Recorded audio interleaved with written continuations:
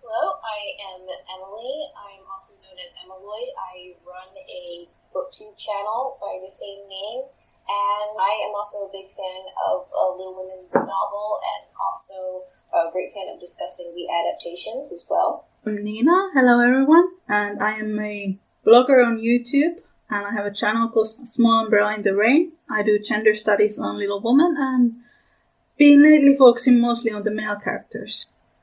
Great. Yeah. Great. Yeah, and also I'm kind of well known for relatively well known relatively for my channel for a review I did on the newest Little Women adaptation, which was really good review, to say the least. Openly critical of the film, and Niina reached out to me because we had a lot of the same perspectives on the book and the films. So I'm very honored. I'm really flattered that you asked me, because I had literally found your blog when I was preparing for my video. So nice, because it was really a big surprise for me how many people reach out after I published it. Mm-hmm. Yeah, and you just learn new things when people reach out to you like that. They share their views. So it's been a pleasure. Yeah, no, because I had a lot of people reaching out to me and being like, wow, I'm so grateful that you have reflected my views on this film. And it seems like they finally got represented. And I before I knew you, I remember thinking about your blog post and being like, wow, would this person agree with me? Because I really love Professor Bear, and this film did not have Professor Bear. Yeah. Pretty much. They didn't have, our Professor Bear in it. Yeah, where is our Professor Bear? Yeah, where's this beautiful relationship? Well, today, you wanted to discuss Laurie. Among other things, yeah. Yes, among other things. We're going to do one video on this channel, on Niina's channel, and then one video for my channel, where we will be discussing Joe and Professor Bear, but you'll probably find that our discussions will kind of go on different tangents. Yeah, very likely. We have a lot of feelings on these film adaptations and about this book. All right, well, how about we start out talking about the Laurie model. So I guess you, by the way, I literally just watched the 2017 series last night. Oh, you did? I think I agreed with a lot of what you said about it. I think, I like what they expanded on. But the ending's very rushed. But, it is. I felt like the writer should have had 4 episodes to do it properly. Yeah. It's somehow they managed to expand on some things, but somehow the ending was just really rushed. I was so surprised at the end. Yeah, and it didn't build enough for the 2 couples. That really bothered me. Yeah, and they didn't even really talk through her whole the whole process for Joe and Professor Bear, and suddenly the school is established. Yeah, and, they don't build up to that. It was a bit weird. But you sent me a bunch of articles and blog posts before about the subject, and you clearly have done a very deep dive into his character. I think my biggest problem with the Laurie presentations in the films is that it never follows the book's narrative. This is something that really reflects the way people read the Little Woman. I find it very problematic, to say the least. Yeah, no, I remember you said that basically Laurie kind of has to go through a whole growth process in the book, because he's actually, well, I guess we should preface it by saying a lot of the adaptations idealize him. Yeah. Which you do say in your blog post, because he's kind of this young, pretty guy who's in love with Joe, and we're supposed to feel bad for him. But then what the adaptations leave out is how immature he really is, and actually how horrible he is sometimes. One of my blog readers, she wrote a very eye-opening review about Little Woman, how Joe and Laurie, the idea is that they feed to each other's, they actually end up harming each other's on a long run with them. And that is something that people constantly ignore. Yeah, no, and I think something else was, I think a big example is, remember when Laurie's like, oh, I don't want to go to university. And run away together, you don't have to go to uni. And then Meg's like, no, don't tell Hello, friends. It is Niina from the Little Woman podcast. Just to let you all know that the Little Woman podcast episode transcripts are now available as books. You can find them as paperbacks and ebooks. They are wonderful reading for all the fans of Louisa May Alcott. You can find all the links from the description. And now, back to the show. You need to do it. Yeah, and I was, and at that point I was like, wow, these are not good influences on each other at all. Laurie was that kind of character that he always did what he was told to do. He always is wanting to do what he's told not to do. Yeah. And he has this constant inner conflict because of it. Yeah, that's true. Because he kind of reminds me a lot of a bit of me in that I don't think he really appreciated a lot of the privilege that he had at the start, because he's just kind of like, oh, I don't want to do it, because he was sort of expected to fit this certain mold in society that he doesn't really properly appreciate. And he sort of is just a party boy in college. He messes around and everything, and he doesn't really know how to be a productive member of society. He doesn't really understand what that means. And when Joe gets older, it really starts to bother her that he doesn't take responsibility of himself. She's like a little mother for him. Like, she's always taking care of him.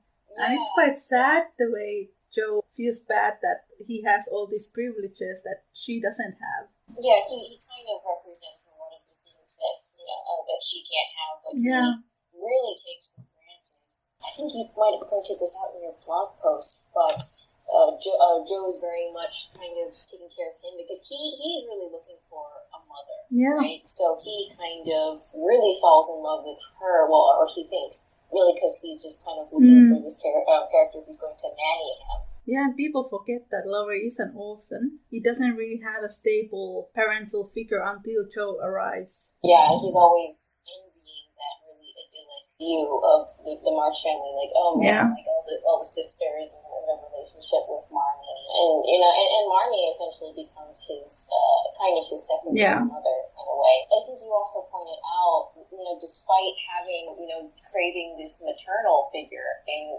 his life, he and Joe like to make fun of very feminine girls. They have really mutually negative reinforcing views on femininity and masculinity as well. I was surprised when I reread the book, and I was like, wow, Laurie was actually trying not to swear on your channel. Go ahead.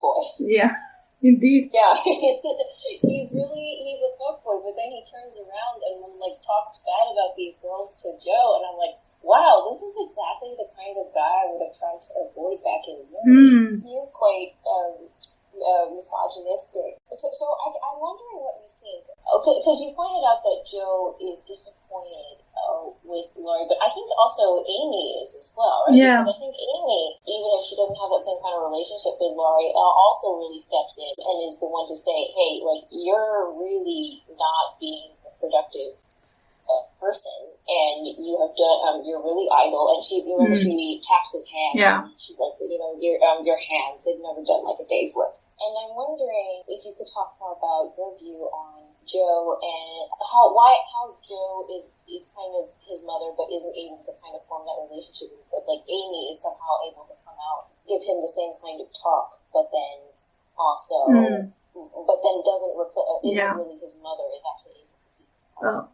There is a theory that Amy already had a crush on Laurie when she was 12. But when I read the book like that, it makes sense. Because there's the scene where Laurie goes to cheer her up when she's staying at Aunt March and all that. Yes. And I always liked that chapter.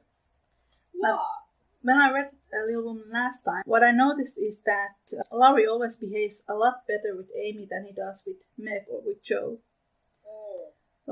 With Joe or with Meg, he always has this idea that he's somehow more above them, but doesn't really happen with Amy. It's really interesting. Yeah. Do you think it's because they are both the younger siblings of Joe and Meg, and they kind of are able to reach some sort of equal footing that way? They're just very different people. There's that chapter where Laurie forges the letters in the name of Jones, and then he's catfishing Meg. And then Jo is like, she wants Meg and Laurie to get together, keep Laurie in the family. She doesn't really see how harmful that is for Meg's reputation. And Laurie doesn't see any kind of harmful elements in his actions. He's just kind of making fun, but it really is a very mean joke to play on somebody. And especially when one of them involves his teacher, who he really does not appreciate enough. Yeah, he really takes Mr. Brooke for granted.